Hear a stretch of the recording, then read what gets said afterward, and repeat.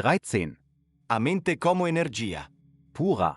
A ideia de que um dia a consciência possa se espalhar pelo universo foi seriamente considerada por vários físicos.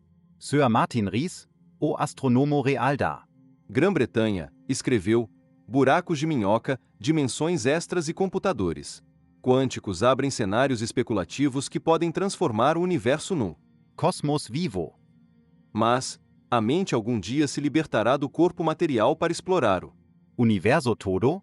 Esse foi o tema abordado por Isaac Asimov no clássico A Ultima. Pergunta. Ele recorda afetuosamente que, de todos os contos de ficção científica que escreveu, esse é seu favorito. No conto, bilhões de anos no futuro, os humanos já tinham deixado o corpo físico em casulos num planeta obscuro, libertando a mente para controlar a energia pura em toda a galáxia.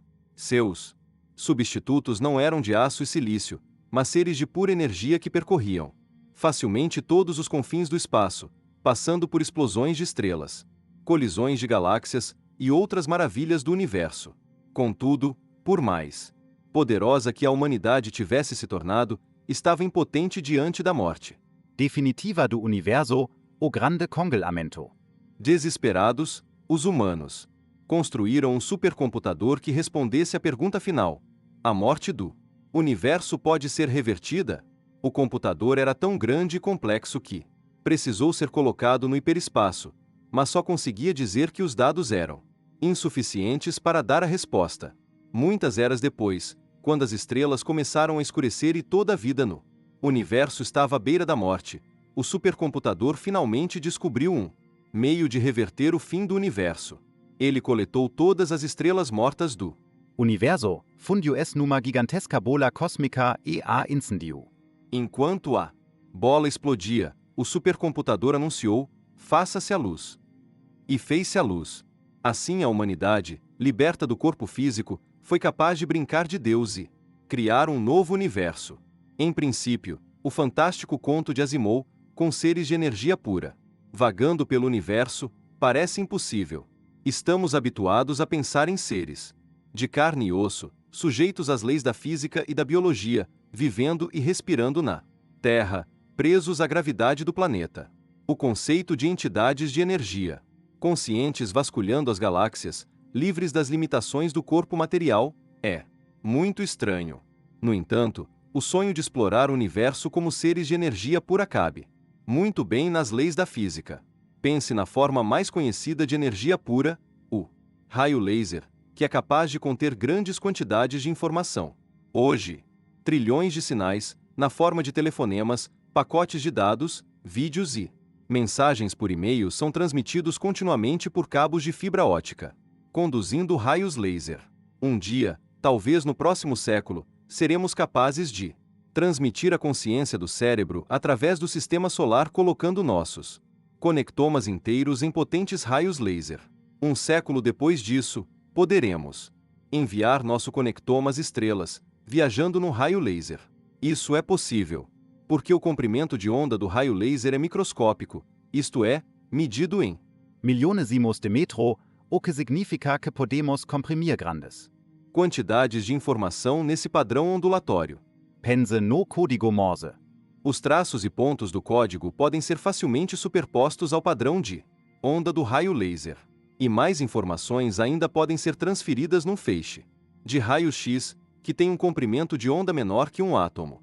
Um meio de explorar a galáxia, livre das restrições e do estorvo da matéria, é colocar nosso conectoma em raios laser direcionados para a Lua, os planetas e até mesmo para as estrelas, tendo o programa prioritário para identificar os percursos cerebrais. O conectoma completo do cérebro humano estará disponível até o fim deste século e no próximo século, poderemos ter uma forma de conectoma contida num raio laser. O raio laser deve conter todas as informações necessárias para reconstituir um Sehr consciente. Embora possa levar anos, ou mesmo séculos, até que o raio laser chegue ao seu destino, do ponto de vista de quem estiver se deslocando pelo laser, a viagem é instantânea. A consciência ficaria basicamente congelada no raio laser ao atravessar o espaço, de modo que a viagem até o outro lado da galáxia parece se dar num piscar de olhos. Desse modo, Evitamos todos os inconvenientes de viagens interplanetárias e, Interestellares. primeiro, não é preciso construir foguetes de propulsão colossais. Basta ligar o botão do laser. Segundo, não há poderosas forças G. esmagando o corpo na aceleração rumo ao espaço. O indivíduo é lançado imediatamente na velocidade da luz, pois seu estado é imaterial. Terceiro, ele não fica exposto aos perigos do espaço sideral, como impactos de meteoros e raios cósmicos letais, pois os asteroides e a radiação o atravessam, sem causar danos. Quarto, não é preciso congelar o corpo, nem passar anos de tédio em câmera lenta num foguete Convencional. é só zunir pelo espaço na maior velocidade do universo, congelado no tempo. Ao chegar ao destino, há uma estação de recepção para transferir os dados do raio laser para um computador central, que traz a consciência de volta à vida. O código impresso no raio laser assume o controle do computador e o reprograma. O conectoma leva o computador central a iniciar o processo de simulação do futuro a fim de alcançar seus objetivos, isto é, se tornar consciente. O ser consciente no computador central envia sinais sem fio para um corpo robótico substituto que já está à espera no local de destino. Assim, despertamos subitamente num planeta ou estrela distante, dentro do corpo robótico do substituto, como se a viagem tivesse se passado num piscar de olhos. Todos os cálculos complexos ocorrem no grande computador central, que direciona os movimentos do substituto para continuar sua missão numa estrela Distante. e nem ficamos sabendo dos percalços da viagem espacial. É como se nada tivesse acontecido. Agora imagine uma grande rede de estações de recepção espalhadas pelo sistema solar e pela galáxia. Desse ponto de vista, pular de estrela em estrela seria fácil, viajando à velocidade da luz, em jornadas instantâneas. Em cada estação há um substituto robótico à espera para entrarmos em seu corpo, como um quarto vazio de hotel reservado para nós. Chegamos ao destino, descansados e equipados com um corpo super-humano. O tipo de substituto robótico à nossa espera ao fim da viagem depende da missão. Se for explorar um mundo novo, vai precisar de um corpo para trabalhar em condições adversas. É preciso ser ajustado para um campo gravitacional. Differente atmosferas toxicas, temperaturas congelantes ou escaldantes. Ciclos de Dia e noite diferentes e uma chuva constante de radiação letal. Para sobreviver a essas condições extremas, o corpo substituto precisa ter superforça e supersentidos. se o corpo substituto for apenas para o lazer, deve ser projetado para essas atividades, maximizando o prazer de voar pelo espaço em esquis, pranchas de surf, parapentes, asas delta, avião, ou de jogar bola no espaço, com bastão, taco ou raquete. E se tiver a missão de estudar e interagir com povos de outros planetas, o substituto precisa ter as características corporais da população nativa, como no filme Avatar. para criar uma rede de estações de laser. Antes de tudo é preciso viajar para os planetas e estrelas à moda antiga, em naves espaciais convencionais. E só depois será possível construir as primeiras estações de laser. Talvez o meio mais rápido, barato e eficaz de implantar uma rede interestelar seja enviar sondas robóticas autorreplicantes para explorar a galáxia. Como essas sondas são capazes de fazer cópias de si mesmas, basta começar com uma delas. E depois de muitas gerações haverá bilhões de sondas cruzando o universo em todas as direções, cada uma criando uma estação de laser onde quer que. Atarissen. Discutiremos isso no próximo capítulo. Quando a rede estiver totalmente instalada, podemos pensar num fluxo contínuo de seres conscientes viajando pela galáxia, com multidões chegando e Partindo a todo momento. uma estação da rede será algo parecido com a Gran Central Station de Nova York. Por mais futurista que pareça, a física básica desse conceito já está bem estabelecida. É possível colocar grandes quantidades de dados em raios laser, enviar essas informações para milhares de quilômetros de distância e decodificar Las no ponto de destino. os principais problemas que essa ideia enfrenta não estão na física, mas na engenharia. Por isso, talvez só no próximo século seja possível enviar nosso conectoma inteiro em raios laser com potência suficiente para alcançar outros planetas. E pode levar outro século até o laser conduzir nossa mente às estrelas. Para verificar a viabilidade disso, é necessário fazer alguns cálculos simples e Rapidos. o primeiro problema é que os fótons dentro de um raio laser, extremamente finos, embora pareçam estar numa formação perfeitamente paralela, divergem ligeiramente no espaço. Quando criança, eu acendia uma lanterna na direção da Lua, perguntando-me se a luz poderia chegar lá. Resposta é sim. A atmosfera absorve mais de 90% do facho original, deixando um resto que chega à Lua. Mas o verdadeiro problema é que a imagem que a lanterna finalmente projeta na Lua se estende por quilômetros.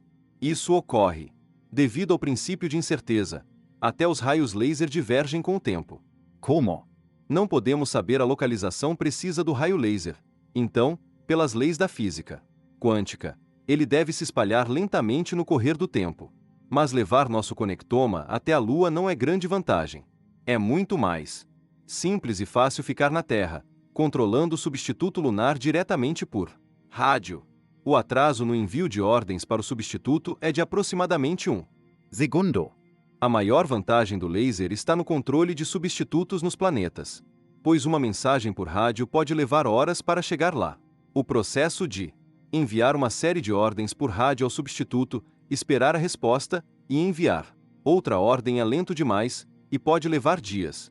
Para enviar raios laser aos planetas, o primeiro passo é estabelecer uma bateria de lasers na Lua, bem acima da atmosfera, onde não tem ar para absorver o sinal. Disparado da Lua, o raio laser pode chegar a um planeta em questão de minutos ou algumas horas. Quando o laser tiver levado o conectoma ao planeta, será possível controlar diretamente o substituto, sem qualquer demora. Portanto, a instalação de uma rede de estações de laser ligando o sistema solar pode ser concretizada no próximo século. Os problemas são muito maiores para enviar raios laser às estrelas.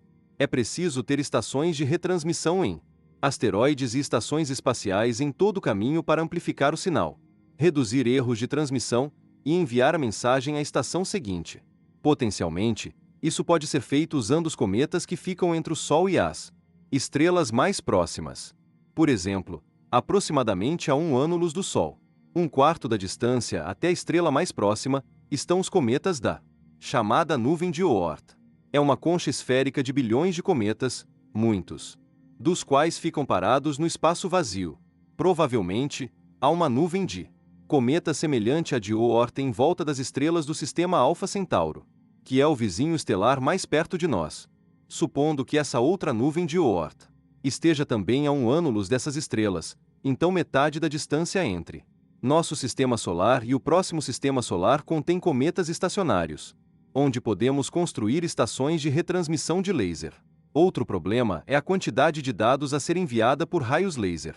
O total de informações contidas num conectoma, segundo o Dr. Sebastian Seung, é por volta de 1 zetabit, 1 zeta. é 1 seguido por 21 zeros.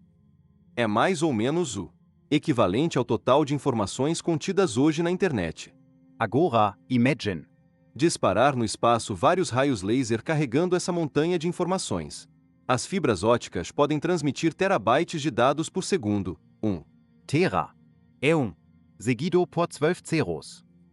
No próximo século, os avanços no armazenamento de informação, compressão de dados e feixes de raios laser podem aumentar essa eficiência a 1 milhão de vezes.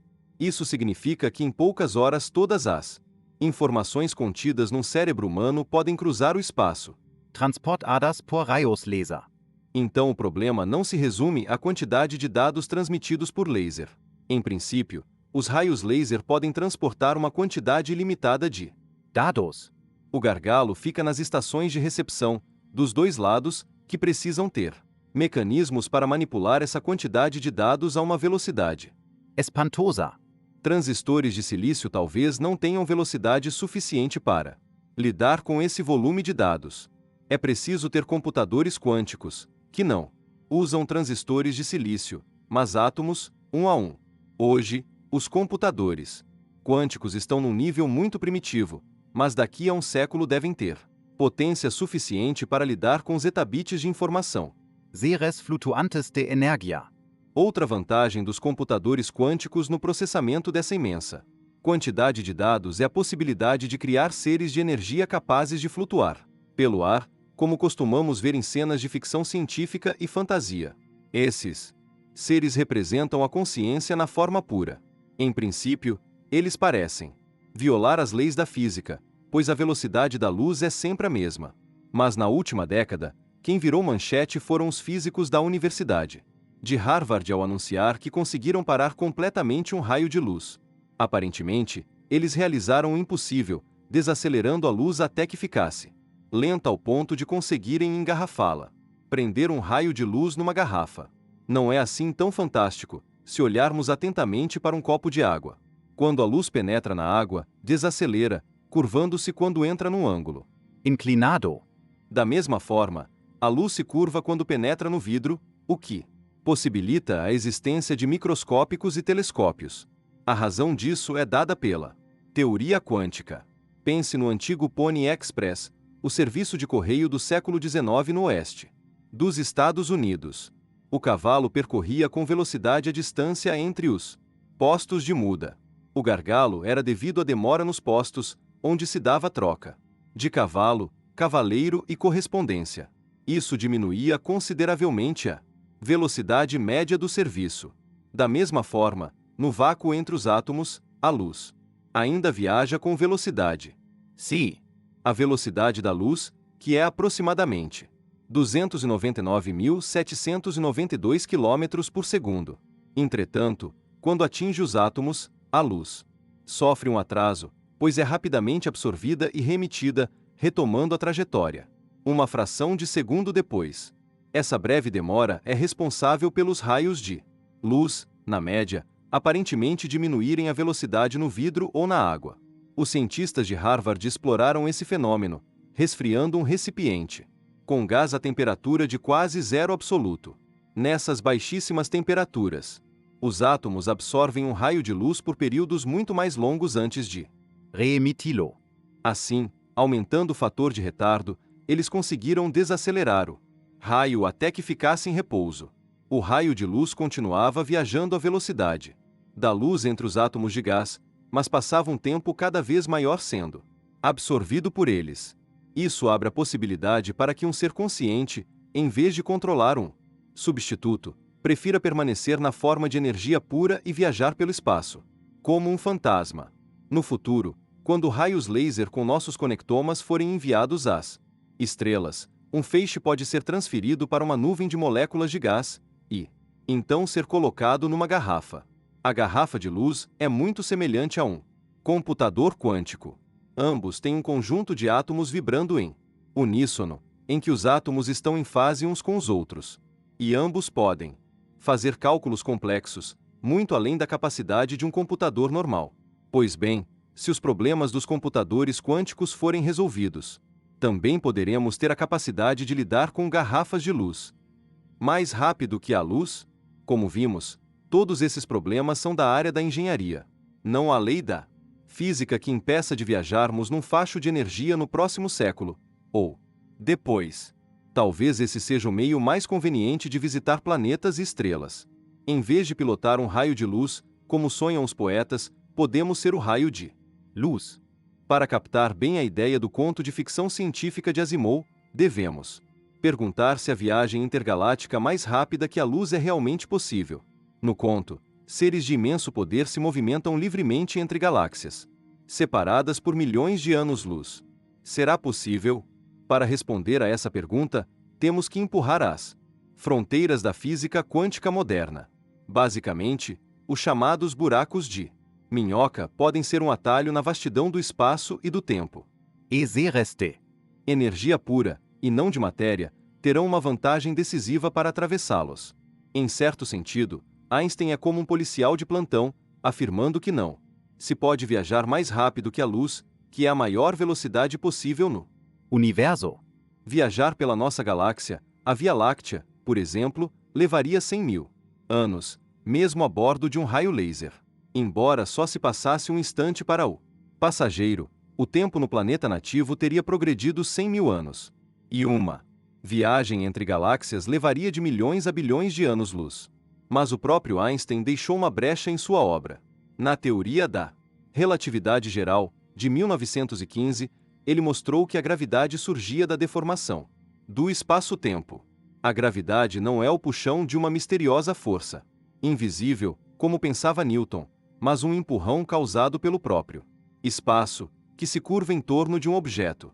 Além dessa ideia ser uma explicação brilhante para a luz estelar se curvar ao passar perto das estrelas, e, para a expansão do universo, abre a possibilidade de o tecido do espaço-tempo ir se esgarçando até rasgar. Em 1935, Einstein e seu aluno Nathan Rosen introduziram a possibilidade de dois buracos negros se juntarem pelas costas, grudados como irmãos siameses. Desse modo, ao cair num buraco negro, seria factível, em princípio, passar para o outro. Imagine juntar dois funis pelo furo estreito de cada um. A água que escorre por um funil sai pelo outro. O buraco de minhoca, também chamado de ponte de Einstein-Rosen, introduziu a possibilidade de portais, ou passagens, entre universos. O próprio Einstein reconheceu a inviabilidade de passarmos por um buraco negro, pois seríamos esmigalhados nesse processo. Mas vários avanços subsequentes levantaram a possibilidade de uma viagem mais rápida que a luz, pegando o atalho de um buraco de minhoca. Em 1963, o matemático Roy Kerr descobriu que um buraco negro girando não colapsa em um simples ponto, como se pensava antes, mas se torna um anel rotatório, tão rápido que as forças centrífugas impedem seu colapso. Se você cair nesse anel, pode passar para outro universo. As forças gravitacionais são enormes, mas não infinitas. Como em Alice através do espelho.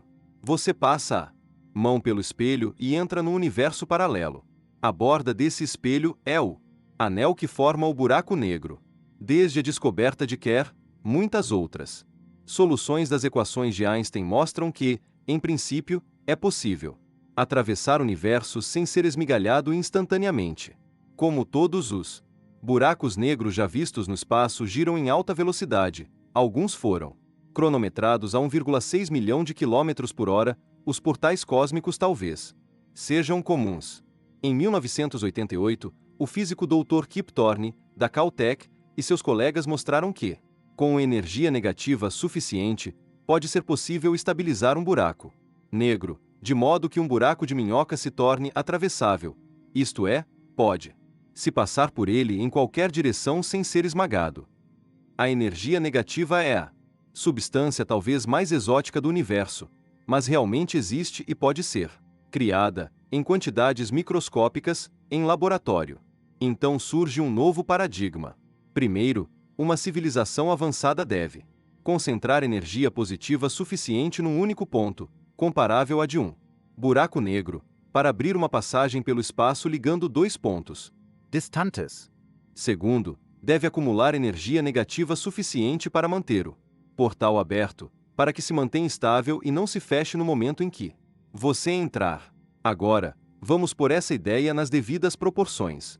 No fim deste século, deve ser possível mapear todo o conectoma humano.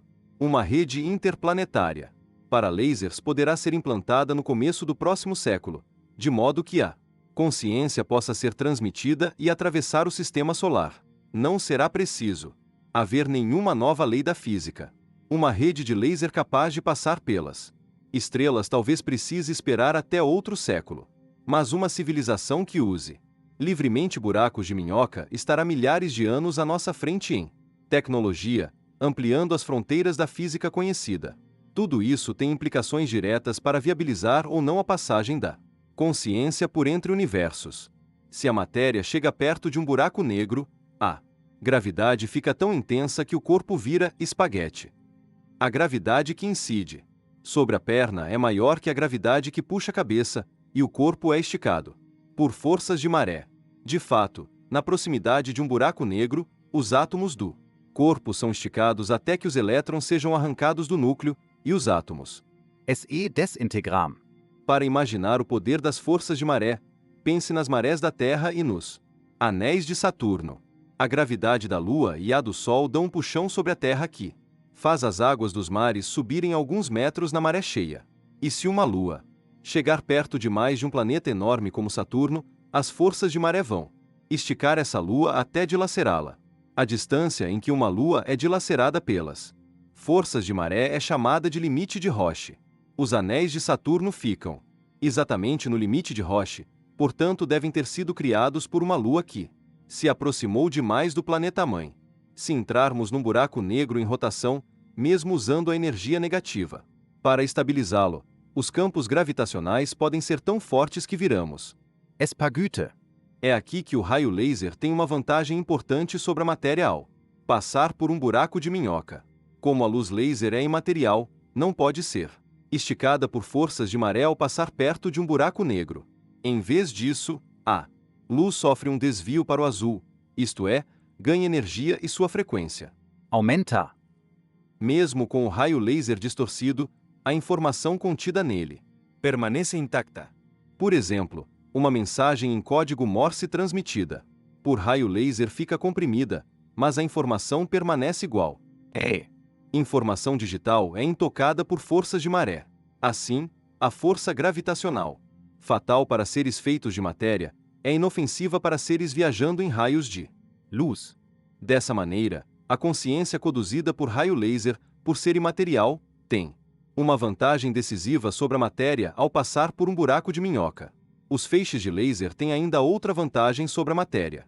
Alguns físicos calcularam que pode ser mais fácil criar um buraco de minhoca microscópico, talvez do tamanho de um átomo. A matéria não poderia passar por um buraco tão minúsculo, mas o laser de raio-x, com comprimento de onda menor que um átomo, seria capaz de passar sem dificuldade. Embora o genial conto de Asimov seja claramente uma obra da imaginação, ironicamente, talvez já exista na galáxia uma rede de estações de laser. No. Entanto, somos tão primitivos que nem sabemos disso. Para uma civilização milhares de anos à nossa frente, a tecnologia de digitalização de conectomas e envio às estrelas deve ser brincadeira de criança. Nesse caso, é concebível que seres inteligentes já estejam lançando suas consciências através de uma vasta rede de raios laser pela galáxia. Nem os nossos telescópios e satélites mais avançados conseguem detectar uma rede intergaláctica dessas. Carl Sagan lamentava a possibilidade de estarmos cercados de civilizações alienígenas e não termos tecnologia para perceber. A próxima questão é: o que se esconde na mente alienígena? Se encontrarmos uma civilização tão avançada, que tipo de consciência ela terá? Um dia, o destino da raça humana pode depender dessa resposta. Às vezes penso que o sinal mais seguro de que existe vida inteligente em outros lugares do universo é que nunca tentaram fazer contato conosco. Bill Watterson. Ou existe vida inteligente no espaço, ou não existe. As duas alternativas são assustadoras. Arthur C. Clarke.